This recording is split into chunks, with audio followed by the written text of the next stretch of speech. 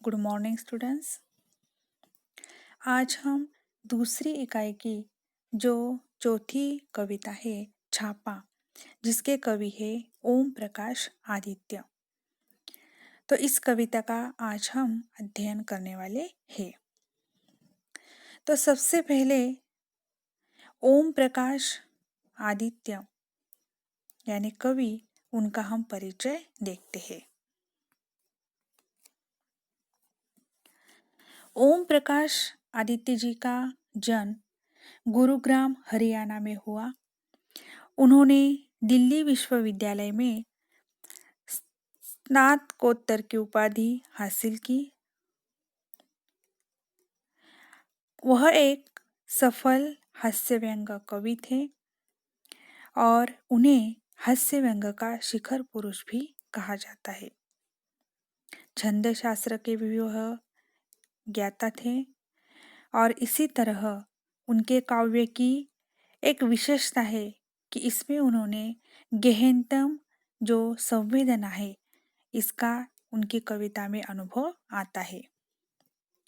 उनकी जो प्रमुख कृतियां है वह है सितारों की पाठशाला, उल्लू का इंटरव्यू, इधर भी गधे हैं उधर भी गधे हैं, मॉडर्न शादी, गोरी बैठी छत पर आदि।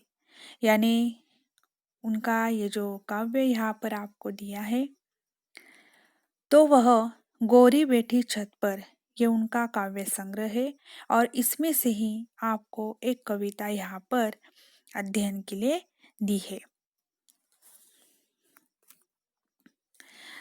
तो सबसे पहले हम पद्य संबंधी परिचय देखते हैं कि ये जो कविता है वह हास्य व्यंग्य कविता है और उनकी कविता का मुख्य विषय है कि समाज के सामने एक विशिष्ट घटना का जो वर्णन है या समाज की स्थिति का जो वर्णन है वह हास्य व्यंग्य के रूप में दर्शकों के सामने प्रस्तुत करना।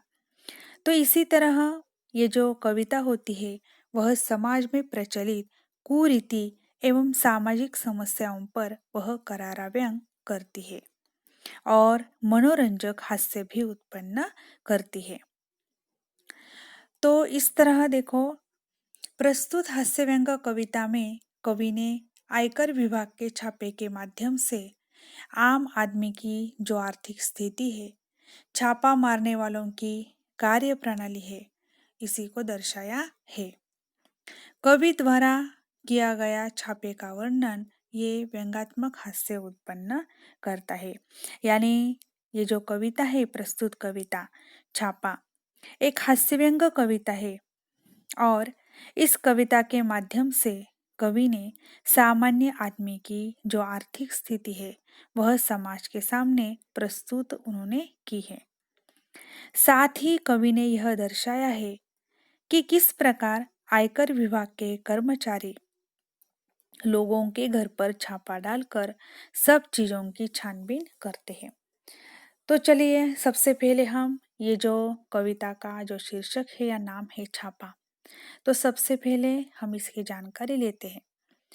तो छापा सरकार या आयकर विभाग के जो कर्मचारी होते हैं वो किसी धनवान या धनिक लोगों के घर में वह छापा डालते हैं।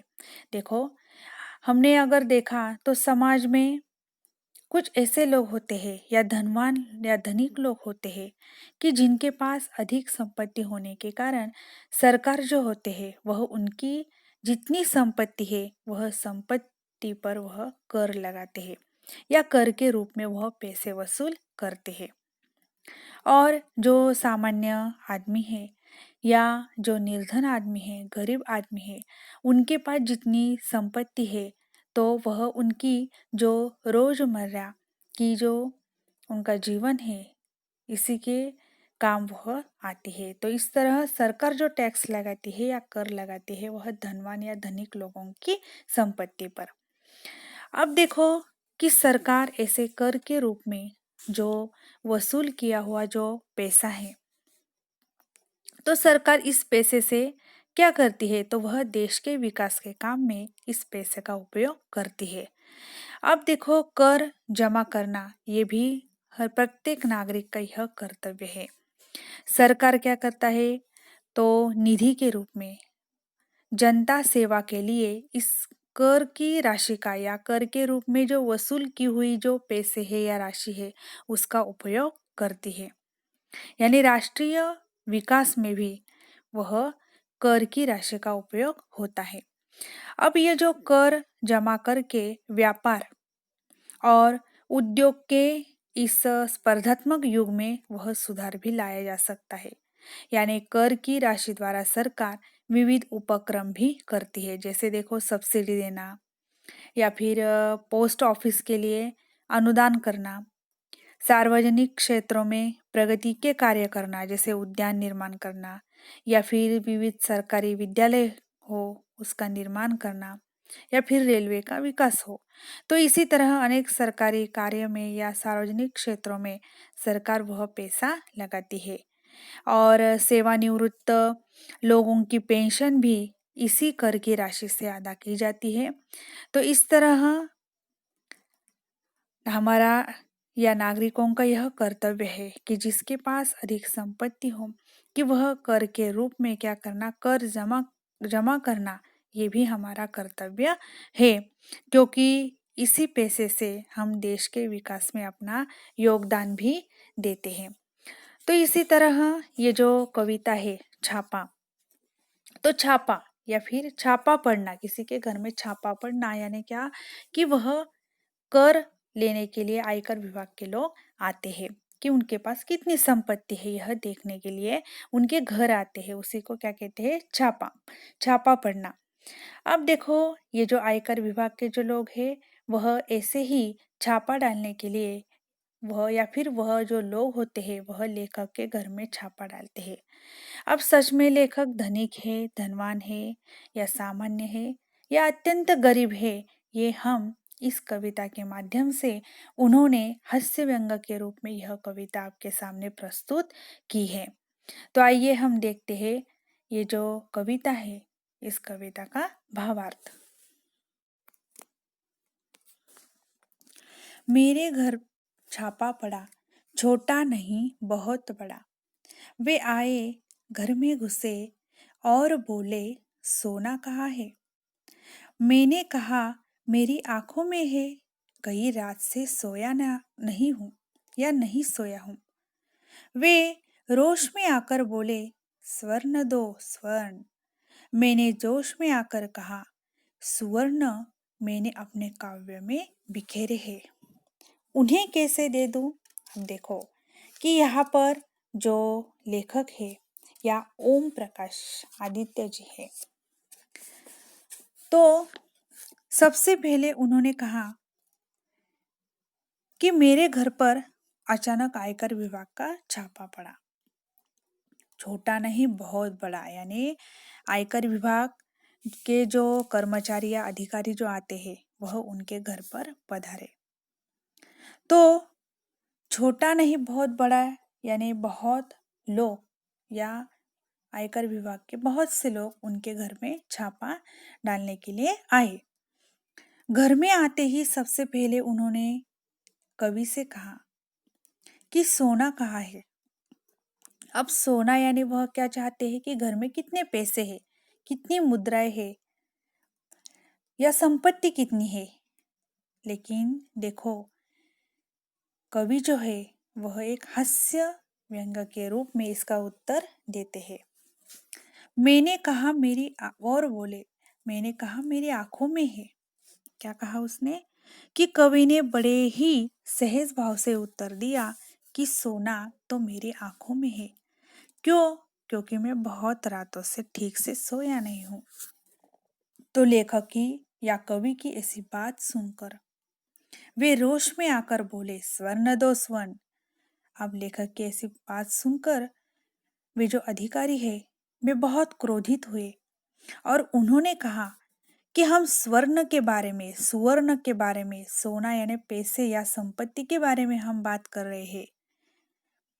कवि ने भी जोश में आकर कहा, सुवर्ण मैंने तो अपने काव्य में बिखेरे हैं, तो कवि ने क्या कहा कि सुवर्ण मैंने अपने कविताओं में बिखेरा है, तो उन सुवर्णों को मैं दे नहीं सकता। यानी उन्होंने उनकी कविता, उन्होंने जो लिखी हुई कविता है, तो इस कविता में उनके जो विचार है या उन्होंने अपने हाथ से लिखी हुई, अपने अक्षरों में लिखी हुई जो कविता है, तो वह कहते हैं कि वह मेरे लिए क्या है, सुवर्ण है।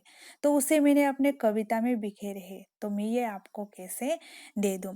तो इस तरह जैसे अधिकारी आते ही जैसे दो प्रकार के प्रश्न सबसे पहले उन्होंने पूछा, तो सोना कहाँ है और सुवर्ण कहाँ है। अब यहाँ पर सोना या सुवर्ण दोनों का अर्थ एक ही है, लेकिन लेखक क्या करते हैं, दोनों के अलग अलग जवाब या उत्तर यहाँ पर देते हैं। वे झुंझलाकर बोले, तुम समझे नहीं, हमें तुम्हारा अनधिकृत रूप से अर्जित अर्थ चाहिए। मैं मुस्कुराकर बोला, अर्थ मेरी नई कविताओं में है, तुम्हें मिल जाए तो ढूंढ लो। वे कड़ड़ कर बोले, चांदी कहाँ है। मैं भड़क कर बोला, मेरे बालों में आ रही है धीरे धीरे। वे उद्भ्रांत होकर बोले, ये बताओ तुम्हारे नोट कहाँ है। अब देखो, ये जो अधिकारी है, उनको सिर्फ एक ही चीज चाहिए थी कि सोना, सुवर्ण, संपत्ति। तो वह क्या करते हैं कि जैसे जैसे सोना या पैसे के बारे में जैसे हम देखते हैं कि सोना या संपत्ति, तो उसके कई अनेक समान शब्द है या समान अर्थ वाले शब्द है। तो वह सबसे पहले एक एक वह शब्द लेकर उससे यह अधिकारी क्या करते हैं, प्रश्न पूछते हैं, लेकिन लेखक हर एक प्रश्न का उत्तर अलग ही देते हैं। अब देखो, वे झुंझलाकर बोले, तुम समझे नहीं। यानी फिर उन्होंने झुंझलाकर कहा कि तुम हमारी बात को ठीक से समझ नहीं रहे हो। हमें तुम्हारा अनधिकृत रूप से कमाया हुआ धन चाहिए या अर्थ चाहिए। आप देखो यहाँ पर कितने समानार्थी शब्द आए हैं धन के लिए, धन, संपत्ति, पैसा, अर्थ। तो अर्थ यानी क्या कि ये भी संपत्ति या पैसा। तो वह अधिकारी कहते हैं कि हमें अनधिकृत से रुपया हुआ है, यानी क्या कि अनधिकृत रूप से कमाया हुआ, यानी क्या क्या तुम्हारे पास जो अतिरिक्त ज्यादा अधिक संपत्ति हो, ये हमें चाहिए। ये सुनकर कवि ने हंसते हुए कहा कि अर्थ, अर्थ चाहिए आपको, तो अर्थ तो आपको मेरी कविताओं में समाया हुआ है। यदि आप उसे ढूंढ सकते हो तो ढूंढ ले। फिर उन्होंने उस पैसा मांगने का जो तरीका है वह अलग तरीके से वह फिर से अधिकारी पूछते हैं कि अरे चांदी कहाँ है। फिर कवि ने भड़क कर जवाब दिया कि चांदी तो मेरे बालों में धीरे धीरे आ रही है। यानी मेरे बाल जो है वह आहिस्ता आहिस्ता सफेद हो रहे हैं। यानी उन्होंने चांदी के लिए अपनी सफेद बालों का यहाँ पर उन्होंने क्या किया है कि उसका अर्थ उन्होंने ऐसा लगाया है। वे उद्भ्रांत होकर बोले, ये बताओ तुम्हारे नोट कहाँ है। फिर कवि के घर आए आयकर विभाग के जो अधिकारी है, उन्होंने कवि से फिर से पूछा कि तुम्हारे नोट कहाँ रखे हैं। यानी उन्हें क्या चाहिए, सिर्फ पैसा चाहिए। सबसे पहले उन्होंने सोना, फिर सुवर्ण, फिर नोट, अर्थ, और बाद में वे फिर से नोट के बारे में वह पूछ रहे हैं कि तुम्हारे पैसे घर में कहाँ रखे हैं। परीक्षा से 1 महीने पहले करूंगा तैयार, वे गरज कर बोले। नोट मांगा है। आप देखो, नोट का अर्थ उन्होंने क्या लगाया है कि नोट्स, नोट्स जैसे हम लिखते हैं या टिप्पणी। तो यहाँ पर उन्होंने कहा कि मैं परीक्षा से 1 महीने पहले करूंगा तैयार। वे गरज कर बोले, हमारा मतलब आपकी मुद्रा से है। वे लरज कर बोला, मुद्राएं आप मेरे मुख पर देख लीजिए। तो इस तरह देखो कि कवि ने जब अधिकारियों ने उन्हें प्रश्न पूछा कि तुम्हारे नोट कहाँ रखे हैं, तो कवि ने उन्हें उत्तर दिया कि आपको नोट चाहिए, लेकिन नोट तो मैं परीक्षा के 1 महीने पहले ही तैयार करता हूँ। अब अधिकारियों को बहुत गुस्सा आया, इसलिए उन्होंने गरज कर, लरज कर यानी गरज कर कहा या कठोर शब्द में कहा कि मुद्राएं आप मेरे मुख पर देख लीजिए। हम आपसे मुद्रा के बारे में पूछ पूछ रहे हैं। वे गरज कर बोले, हमारा मतलब आपकी मुद्रा से है। यानी क्या कि मुद्रा, मुद्रा यानी उन्होंने पैसे के लिए फिर से और एक शब्द का प्रयोग किया कि हम आपसे मुद्रा चाहते हैं या मुद्रा के बारे में पूछ रहे हैं। वह कहा है। अब देखो, कवि मुद्रा का अर्थ फिर से अलग लेते हैं। फिर कवि ने भी लरज कर बोला, मुद्राएं आप मेरे मुख पर देख लीजिए। तो कवि ने क्या कहा कि आपको मुद्रा चाहिए तो आप ये मुद्राएं मेरे चेहरे पर देख सकते हो। तो यहाँ पर उन्होंने फिर से मुद्रा का अर्थ यहाँ पर क्या लगाया है कि उनका चेहरा। फिर वह शयन कक्ष में घुस गए और फटे हुए तकिए की रुई नोचने लगे। उन्होंने टूटी अलमारी को खोला, रसोई की खाली पिंपियों को टटोला, बच्चों की गुल्लक तक देख डाली। आप देखो, अगर लेखक या कवि उस उनके प्रश्न का आसानी से जवाब नहीं दे पा रहे हैं तो उन्होंने घर की छानबीन करना शुरू किया। तो इस तरह सबसे पहले ये जो अधिकारी है वह उनके शयन कक्ष में घुस गए और वहां पर उन्होंने कवि के एक फटे हुए तकिए की वह रुई नोच कर देखने लगे कि शायद उस तकिए में उन्होंने पैसे तो नहीं रखे, शायद उसमें रुपए हो। फिर उन्होंने जो टूटी अलमारी है उसे भी खोल कर देखा, रसोई की खाली पिंपिया जो है उसे भी उन्होंने देखा। फिर कवि के जो बच्चे हैं उनकी गुल्लक को भी उन्होंने टटोलाया देखा, लेकिन कहीं पर भी उन्हें कौन से भी प्रकार का पैसा, धन उनके घर में दिखाई नहीं दिया। पर सब में मिला एक ही तत्व खाली। यानी क्या, इस सब में मिला जो भी उन्होंने घर में छानबीन की, जितनी भी चीजें उन्होंने देखी, लेकिन वह सभी चीजों में उन्हें धन या पैसा दिखाई नहीं दिया। तो इसलिए उन्होंने कहा कि सब में मिला एक ही तत्व खाली। उन्हें क्या मिला? सिर्फ खाली हाथ या खालीपन उन्हें इन वस्तुओं में मिला। कनस्तरों को, मटकों को ढूंढा, सब में मिला शून्य ब्रह्मांड।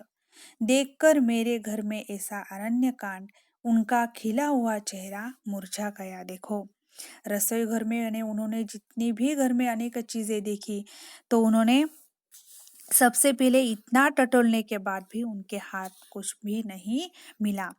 कवि के घर का ये खाली जंगल देखकर उनका चेहरा मुरझा गया और उसके बीच बीस सूची हृदय में रौद्र की तरह क्या हुआ?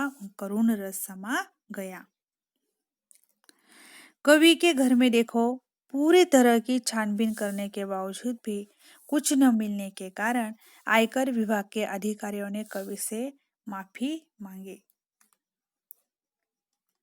और उनके बीच सूची हृदय में रौद्र की जगह करुण रस समा गया। आप देखो कि अधिकारियों ने उनके घर में बहुत छानबीन की, लेकिन धन का कहीं पर भी पता न लगने के कारण आखिर वह अधिकारी थोड़े से नाराज हो गए, उनका चेहरा मुरझा गया और आखिर उन्होंने, ये जो कवि है, आयकर विभाग के अधिकारियों ने कवि से उन गलती की माफी मांगते हुए और किसी ने उन्हें गलत, ये भी उन्होंने कहा कि किसी ने हमें ये गलत सूचना दे दी कि इस कवि के घर में बहुत सोना या धन है, इसी कारण तो हमने क्या किया, तो आपके घर में छापा पड़ा।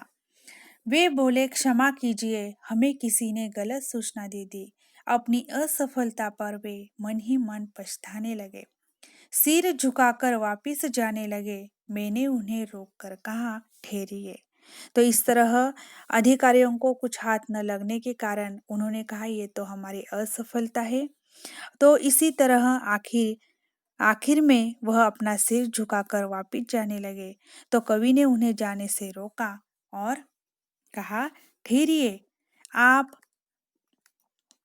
सिर मत धुनिए, मेरी एक बात सुनिए। आप क्या करना, अपना सिर मत धुनिए, नाराज मत होइए। अब जो मैं कह रहा हूँ इसकी, इन बातों की ओर आप यहाँ पर ध्यान दीजिए। मेरे घर में अधिक धन होता तो आप ले जाते। अब जब मेरे घर में बिल्कुल धन नहीं है तो आप मुझे कुछ देकर क्यों नहीं जाते? जिनके घर में सोना चांदी के पलंग और सोफे हैं उन्हें आप निकलवा लेते हैं। देखो कि अब ये अधिकारी नाराज होकर जब निकलते हैं तो कभी उनको टोकते हैं या फिर उन्हें रोककर वह बोलते हैं कि आपने जैसे दूसरों की बात सुनकर आपने मेरे घर की छानबीन की, आपने देखा कि मेरे घर की परिस्थिति या परिस्थिति कैसी है। अब देखो, यदि आपको मेरे घर पर अधिक धन मिलता तो आप ले जाते, लेकिन आप लोगों को मेरे घर पर कुछ नहीं मिला, इसलिए अब आपको क्या करना है, तो आप लोग अब मुझे कुछ न कुछ तो आपको देकर जाना ही पड़ेगा, क्योंकि जिनके घर में सोने चांदी के पलंग और सोफे होते हैं उन्हें आप निकलवा लेते हैं। देखो, पैसा हो तो आप ले जाते हैं, अब मेरे घर में कुछ पैसे नहीं है तो आपको ही मुझे कुछ देना पड़ेगा। ऐसे कवि एक हास्य व्यंग्य के रूप में यहाँ पर अधिकारियों से बात करते हैं। बहुत अच्छी बात है, निकलवा लीजिए, पर जिनके घर में बैठने को कुछ भी नहीं, उनके यहाँ कम से कम एक तख्त तो डलवा दीजिए। तो इस तरह आखिर वह कहते हैं कि ये तो बहुत अच्छी बात है कि जिनके घर में सोने या चांदी के पलंग होते हैं तो वो आप निकलवा लेते हैं, लेकिन मेरे घर में तो बैठने के लिए एक क्या नहीं है, कुछ भी नहीं है। तो आप मेरे घर में बैठने के लिए क्या करें, कम से कम एक तख्त तो डलवा दीजिए। यानी देखो, सबसे पहले ये जो अधिकारी कवि के घर में वह छापा डालते हैं, तो वो भी किसी ने उन्हें गलत जानकारी दी थी, इसी कारण तो वे अधिकारी आते हैं। लेकिन अधिकारियों को उनके घर की स्थिति देखकर ही यह जान लेना चाहिए था कि ये जो कवि है वह मध्यम या साधारण व्यक्ति है, लेकिन उन्होंने दूसरों की बात मानकर वह छानबीन करने लगे। उनको अनेक तरह के वह प्रश्न पूछे गए, लेकिन लेखक या कवि ने उनकी हर एक प्रश्न का उत्तर वह हास्य व्यंग्य के रूप में यहाँ पर दिया है। तो इसी तरह ये जो कविता है, इस कविता के माध्यम से कवि ओम प्रकाश, उन्हें उन्हें आ, आदित्य जी भी कहा जाता है, तो उन्होंने सबसे पहले ये आयकर विभाग के जो अधिकारी है उनके बारे में उन्होंने कहा है कि छापा या कर अगर किसी जनता या सामान्य व्यक्ति से अगर वसूल किया जाता है तो सबसे पहले किसी की बात न मानकर उसके घर की हालातों के बारे में देखकर ही क्या करना चाहिए, कर या कर के रूप में ये पैसे वसूल कर लेना चाहिए। तो इस तरह उन्होंने कर जमा किया हुआ जो पैसा है, और आखिर में उन्होंने कहा कि अगर आयकर विभाग के लोग अगर किसी की बात सुनकर किसी सामान्य व्यक्ति के घर में छापा डालते हैं तो धनिक लोग हो तो उनकी वह पैसा ज्यादा अधिक पैसा वह ले लेते हैं कर के रूप में या वसूल करते हैं। लेकिन अगर किसी गलती से वह किसी निर्धन गरीब या सामान्य व्यक्ति के घर में पहुंचते हैं तो उन्हें कुछ न कुछ तो देना ही चाहिए, ये भी उनका यानी कर जमा करना ये नागरिक का कर्तव्य है। लेकिन अगर किसी गरीब व्यक्ति हो तो ये आयकर विभाग के जो अधिकारी है उनका भी यह कर्तव्य है कि उन्हें भी उनकी मदद करनी चाहिए। तो इस तरह उन्होंने उनकी ये जो कविता है, ये कविता या छापा एक ही विषय को वह उन्होंने यहाँ पर दर्शाया है, और छापा के माध्यम से उन्होंने हमारे समाज की जो स्थिति है उस स्थिति का वर्णन उन्होंने हास्य व्यंग्य के रूप में यहाँ पर किया है। अब देखो, ये हुई हमारी जो कविता है, इस कविता का हमने अध्ययन किया, उसका भावार्थ मैं आगे आपको दे रही हूँ। इस कविता में जो जो शब्दार्थ है तो आगे इस शब्दार्थ देखकर और भावार्थ देखकर आपको इस कविता का अध्ययन करना है।